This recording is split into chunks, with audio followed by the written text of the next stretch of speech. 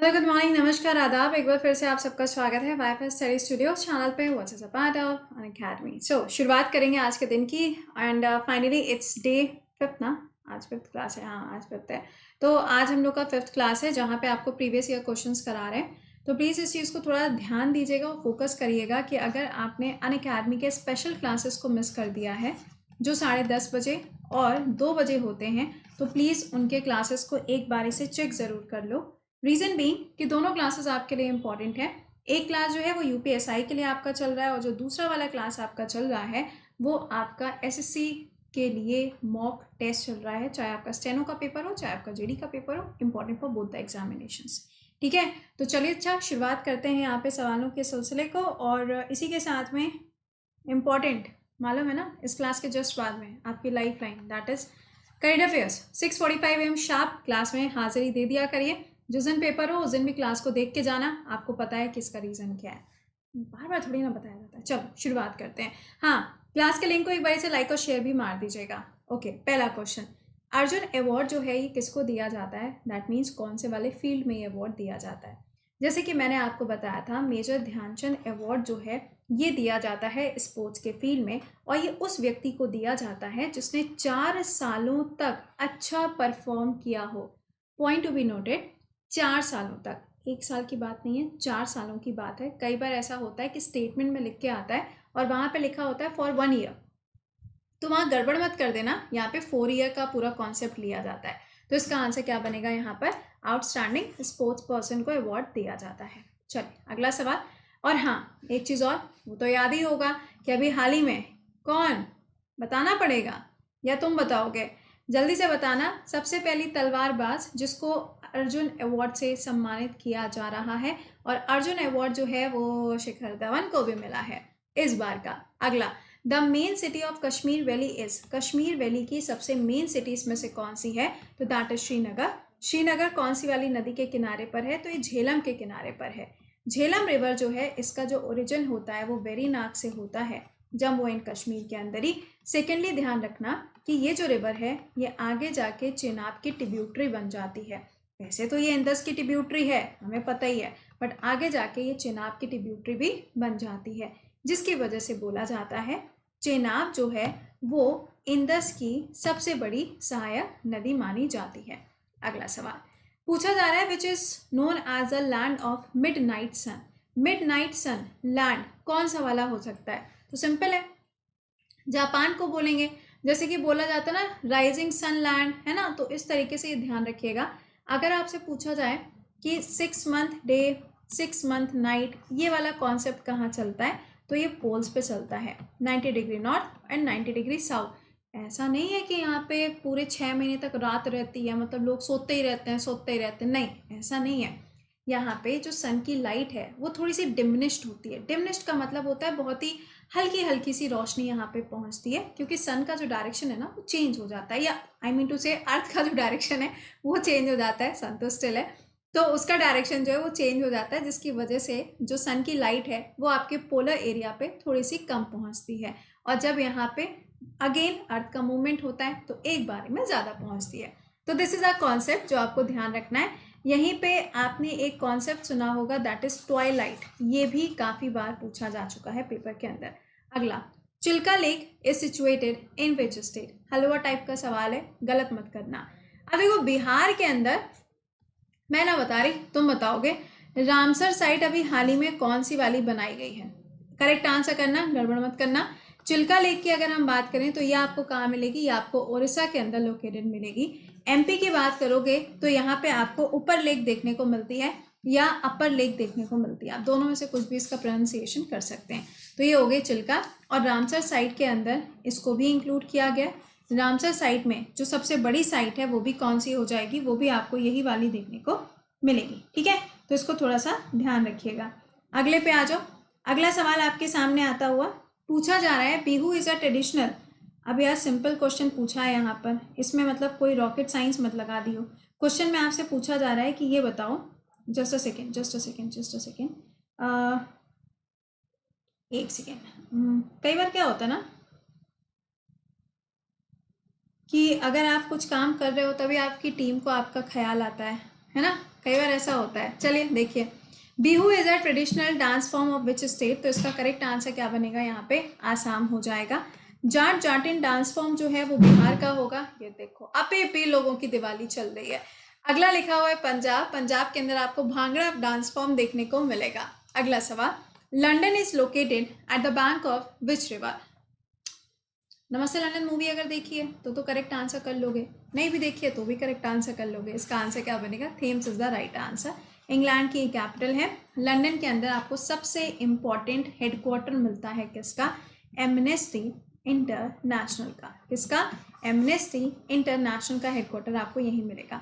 अगला, India liberated Goa from the Portuguese. अब देख रहे हो ये वो क्वेश्चंस हैं जो तुमको हमने ऑलरेडी इस टाइम के करंट अफेयर्स के क्लास में एक्स्ट्रा क्वेश्चंस में पढ़ाए हुए हैं, और वही सवाल आपके क्या पेपर के अंदर पूछे भी गए हैं। इसीलिए बोल रहे हैं सेम डे पे भी क्लास को करके जाइएगा, पता नहीं कौन सा एक्स्ट्रा क्वेश्चन कहाँ पर आपके पेपर में फंस जाए, और हर एक सवाल जरूरी होता है।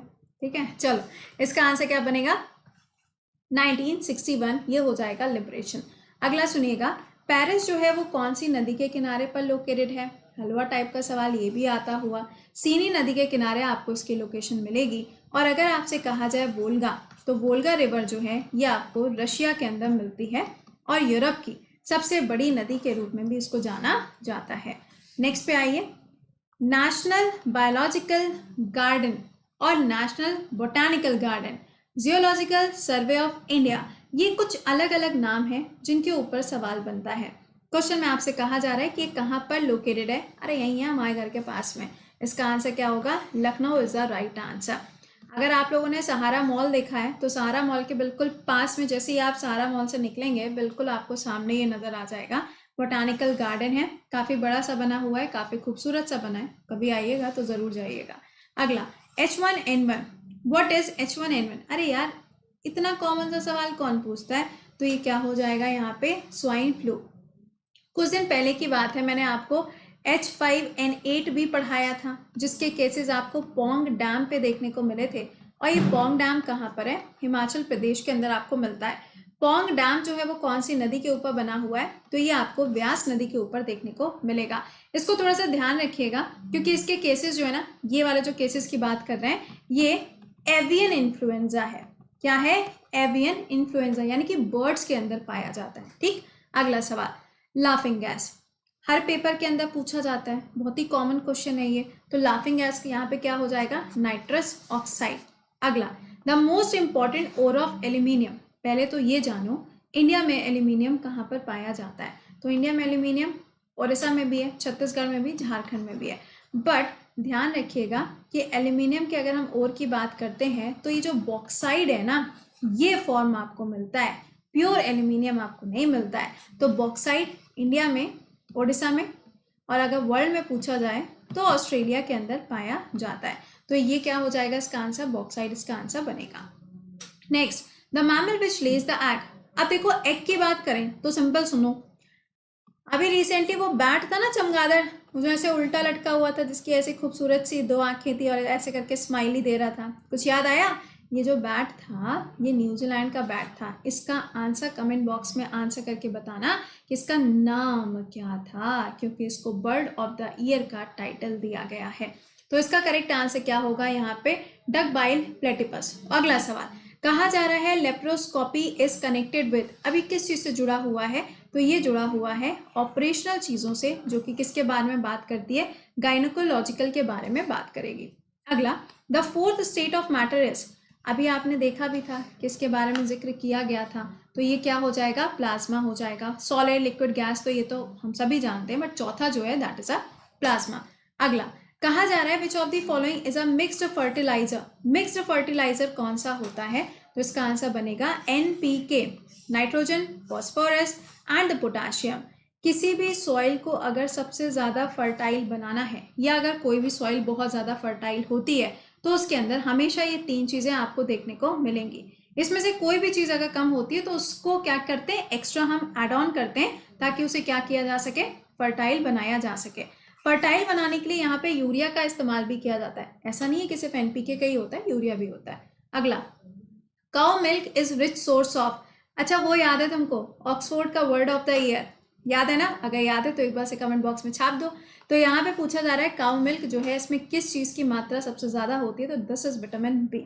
अगला, typhoid is a disease of, typhoid जो होती है वो यहाँ पे कौन सी डिजीज होती है, तो इसका आंसर हो जाएगा लिवर। ठीक है, चलिए भैया, लिवर को क्या करेगा, ये इफेक्ट करता है। आपको पता है टाइफॉइड किससे होता है, बाहर का ज़्यादा खाने से, या फिर कई बार ऐसा होता है कि आपने कोई फूड खाया जिससे आपको इन्फेक्शन हो गया, तो ये सब चीज़ें क्या करती हैं, टाइफॉइड को क्रिएट करती है। अगला, the tooth with the 3 root is, क्या होता है ये, 3 रूट है ना, तो क्या हो जाएगा, मैक्सिलरी मोलर हो जाएगा। नेक्स्ट देखिएगा, the saliva helps in digestion of, saliva जो है वो इसमें से किस चीज़ के डाइजेशन में हेल्प करता है, तो इसका आंसर बनेगा यहाँ पे स्टार्च के डाइजेशन में ये हेल्प करता है। जब भी आपसे कहा जाए कि जो फूड है वो उसका जो डाइजेशन है वो कहाँ से स्टार्ट होता है, तो उस कंडीशन में भी आप आंसर करोगे सलाइवा से या फिर माउथ से इसका डाइजेशन जो है वो स्टार्ट हो जाता है। अगला, short sightedness is due to, कई बार होता है ना मायोपिया एंड हाइपर मायोपिया। अब इसमें क्या होता है, दूर का किसी में दिख रहा है तो किसी में पास का दिख रहा है, तो ये जो शॉर्ट साइटेडनेस होती है ये किसकी वजह से होती है, elongation of the eye ball, जो आई बॉल होती है जब वो इलोंगेट हो जाती है तो उसकी वजह से शॉर्ट साइटेडनेस हो जाती है। चलिए नेक्स्ट पे आइए, the weight of an average human male brain कितना होता है, तो इसका आंसर बनेगा 1350 ग्राम्स, इसका वेट बन जाएगा। नॉर्मल की बात हो रही है यहाँ पे, एवरेज की बात जब होती है तो एवरेज में आप इतना ही मार्क करके आओगे। अगला, विच of the following disease usually spread through air, इसमें से कौन सी ऐसी बीमारी है जो हवा के थ्रू होती है। देखो यार, आजकल हवा पानी हर चीज़ की जब भी बात आएगी तो यही आपको मिलेगा। ओके, बट इसमें अगर आप देखो तो सिंपल है यार, टाइफॉइड तो हवा से नहीं होता, टीबी भी हवा से नहीं होता, बचा प्लेग और कॉलरा, राइट? जी नहीं, सुनिए, जब भी ट्यूबरकुलोसिस आएगा तो ये क्या होता है, ये एक से दूसरे में ट्रांसफर हो सकता है, दिस इज ऑल्सो एयरबॉर्न, बिल्कुल वैसे ही जैसे कि कोविड होता है। प्लेग जो होता है ये एयरबॉर्न नहीं होता, ये तो पूरे एरिया को ही क्या कर देता है, इफेक्ट कर देता है। टाइफॉइड हो नहीं सकता था, कॉलरा, कॉलरा के चांसेस होते हैं बट ये एयरबॉर्न नहीं है। कॉलरा यूजुअली पानी के थ्रू होता है, मतलब गंदा पानी अगर आप पी लेते हैं, या डायरिया जो होता है उसको भी यही सेम सिम्टम्स होते हैं।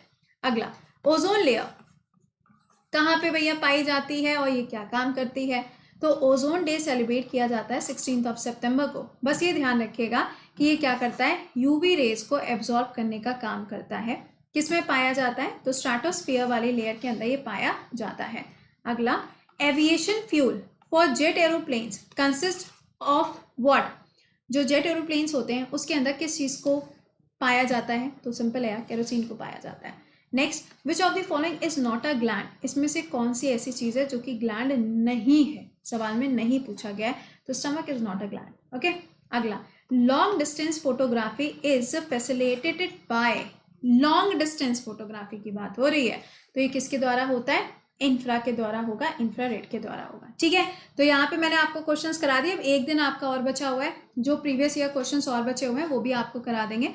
बस ये ध्यान रखना कि अपने लोगों के दोनों स्पेशल क्लासेस इंपॉर्टेंट है, again I am repeating, miss मत करो, क्योंकि फिर बाद में जब एग्जाम सर पे आ जाता है फिर तुम लोग का तांडव शुरू होता है, मैम ये भी पढ़ा दो वो भी पढ़ा दो, जब पढ़ा रहे हैं तो पढ़ना नहीं है। तो भाई सबसे ज़्यादा इंपॉर्टेंट है कि डेली थोड़ा थोड़ा थोड़ा थोड़ा पढ़ो, ताकि एग्जामिनेशन टाइम तक आपके ऊपर बर्डन जो है वो ज़ीरो हो जाए। एग्जामिनेशन टाइम पे जितने आप अपने माइंड को फ्री रखोगे ना उतना आपके लिए अच्छा होता है। चलिए, तो ये तो बात होगी स्पेशल क्लास के बारे में, अभी मिलते हैं 6:45 पे। लेकिन अगर आप में से कोई ऐसा है जिसको पेड बैच ज्वाइन करना है, भैया समय पे ज्वाइन कर लीजिएगा, क्योंकि इसमें आपको बहुत सारे फीचर्स मिलते हैं। और ये पेड बैच जो है वो अभी आपका 10 नवंबर से स्टार्ट हो गया है, जिसमें कोड प्रति10 लगा के आप इसको ज्वाइन कर सकते हैं। जब आप इसको ज्वाइन करने जाओगे तो आपको गोल सेलेक्ट करना है अनअकैडमी ऐप पे SSC, और वहाँ पर आपको मिल जाएगा सफलता बैच। अगर आप किसी और एग्जाम की भी तैयारी कर रहे हो और आपको GS मैथ इंग्लिश और रीजनिंग पढ़नी है तो भी आप इस बैच को ज्वाइन कर सकते हो। लेकिन सपोज करो आपको UPSC के लिए बैच ज्वाइन करना है या स्टेट PSC के लिए, तो आप गोल सेलेक्ट करो और वहाँ पे भी आप ये सेम कोड यूज़ कर सकते हो, वहाँ पे भी आपको 10% डिस्काउंट मिलेगा। तो you can use this code anywhere on Unacademy to get the discount. ठीक है, इसके अलावा हर संडे को कॉम्बैक्ट होता है, रेज योर हैंड का ऑप्शन है, और साथ में आपके लिए रिपोर्ट एंड विन का ऑप्शन भी अनअकैडमी अवेलेबल कराता है। तो चलिए मिलते हैं आप लोगों से कितने बजे, 6:45 AM शार्प। टिल देन खुश रहिए, मुस्कुराते रहिए, bye bye and take care.